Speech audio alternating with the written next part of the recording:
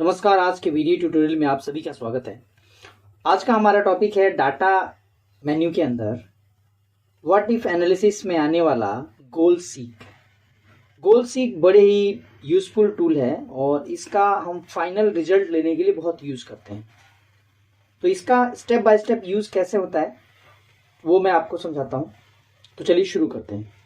जैसा कि आप मेरे स्क्रीन पर देख सकते हैं, मैंने एक बिल इनवॉइस जैसा कुछ जनरेट करा हुआ है और इसमें आप देख सकते हैं कि सीरियल नंबर है, नेम ऑफ प्रोडक्ट है, क्वांटिटी है, उसका प्राइस है और टोटल उसका जो प्राइस बन रहा है। यहाँ पर मैंने सम यूज़ किया है इक्वल टू सम और इन सभी प्राइस को मैंने जो भी उनके टोटल प्राइस थे वो जोड़ दिया है। यहाँ पर उस प्रोडक्ट के ऊपर जो टोटल जो भी प्रोडक्ट्स थे, जो भी उसने खरीदारी करी किसी ने, उसका पूरा जो टोटल प्राइस आ रहा था टोटल, उस पर 12% या 5% जो भी एक टैक्स होता है, मैंने 12% लगा रखा है। उस पर जीएसटी लगा हुआ है 12%। इसको और इसको सम कर दिया गया है, सो ये रिजल्ट आ गया है। अब बात आती है कि इस पे डिस्काउंट दिया जा रहा है कुछ कंपनी की तरफ से या दिल्ली गारमेंट की तरफ से 5% का। अब यहाँ पर जो बात आ रही है वो 7862, इसमें 5% हमें डिस्काउंट मिला है, आप देख सकते हैं यहाँ पर। बट कई बार ऐसा होता है कि कस्टमर की नीड के हिसाब से अगर हम या आप अगर एक्सेल यूज़र हैं, अगर आपको बिलिंग वगैरह संभालना है, इनवॉइस आप देख रहे हैं, तो आपके सामने ऐसी कई बार समस्या आ जाती है। अगर स्पेशली आप किसी मॉल में काम करते हैं या इस तरह का जहाँ बिल जनरेट करना है, बिल इनवॉइस बनाना है, तो कई बार ऐसा होता है जो कस्टमर होता है वो बोलेगा कि जी मुझे ना 7500 ही देना है, या ये कहेगा कि मेरे पास जी इतना ही पैसा है, आप प्लीज़ डिस्काउंट बढ़ा दो। ऐसे केसेस में आप देख सकते हैं कि हमें ये पता है कि हमारे को टोटल हमारा जो टारगेट है वो कितना है, लेकिन कितने परसेंट इंक्रीज किया जाए इस डिस्काउंट में सो डैट ये रिजल्ट आए।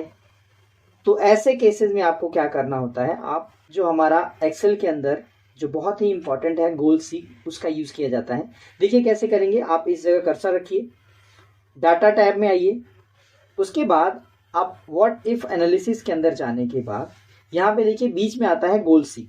जैसे ही आप क्लिक करेंगे देखिए इस तरह का एक आपको ऑप्शन आ जाएगा जिसमें गोल सीक लिखा होगा और सेट सेल।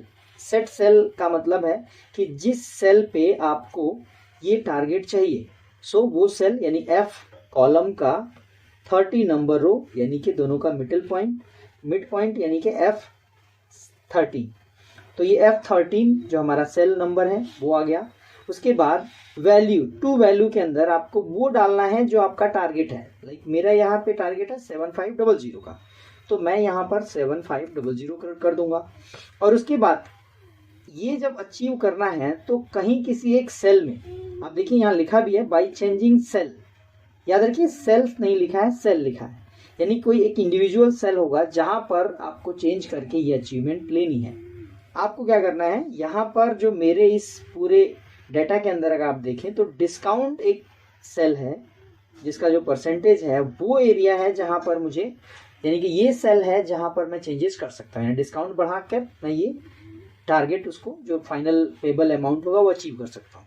कैसे करेंगे आप, यहाँ पे आपने क्लिक करा, आप आ जाइए उस सेल पे, आपने क्लिक करा, उसके बाद आपको क्या करना है, ओके कर देना है। जैसे आप ओके करेंगे आप देखिए आपके सामने वो डिस्काउंट के साथ ये वाला अचीव हो गया। आप यहाँ से ओके कर दीजिए और फिर आप देखिए आपका रिजल्ट जो है वो अचीव हो गया। यहाँ पर अगर आप गौर करें तो आप देखिए 9.37%, यानी कि एग्जैक्ट परसेंटेज भी नहीं आएगा, बट जैसे 9.37% पे ही ये आपका जो टारगेट था वो हो गया। तो आप कितने का उसको डिस्काउंट दे रहे हैं। गोल सीक को समझने के लिए मैंने एक अलग तरीका एक और है। जैसे आप यहाँ पर देख लीजिए, जब कभी परसेंटेज अगर लगा हो और परसेंटेज के आधार पे अगर हमें गोल सीक का यूज़ करके अचीवमेंट लेनी है तो हम कैसे करेंगे। आप देख सकते हैं मेरे पास एक डाटा है जिसमें कुछ सब्जेक्ट्स हैं, उनके अलग अलग ऑब्टेन्ड मार्क्स हैं, टोटल मार्क्स हैं, ऑब्टेन्ड मार्क्स हैं, उनके परसेंटेज हैं और नीचे की तरफ आप देखेंगे तो उनके टोटल्स हैं। सो यहाँ पर मेरे पास एक 64% का अचीवमेंट है, यहाँ पर मुझे 75% अचीव करना है। तो ऐसे में हम कैसे गोल सीक का यूज़ करके मार्क्स बढ़ाकर हम यहाँ पे 75% या जो हमारा टारगेट है वो अचीव करें। ऐसे में गोल सीक का यूज़ कैसे करा जाता है देखते हैं। सबसे पहले आपको सेल पे रखना है, डाटा वैलिडेशन में आप जाएंगे, व्हाट इफ एनालिसिस के अंदर जाने पे आपको ये ऑप्शन मिलेगा गोल सीक। गोल सीक पे आप क्लिक करेंगे। जैसे आप क्लिक करेंगे आपके पास गोल सीक के डिफरेंट ऑप्शन आ जाएंगे, जहां पर ऑलरेडी D8 यानी कि D कॉलम का 8 नंबर रो यानी कि दोनों का जो सेल है वो D8 सेलेक्टेड है, जहां पे मुझे ये 75% अचीव करना है। टू वैल्यू आपको लगता है, आप समझ सकते हैं कि 75% ही वहां चाहिए, तो 75 आपने किया। बट याद रखिए अगर आपको परसेंटेज में आपका टारगेट अचीव करना है तो आपको उसके आगे परसेंटेज भी जरूर ऐड करना है, यानी लिखना है।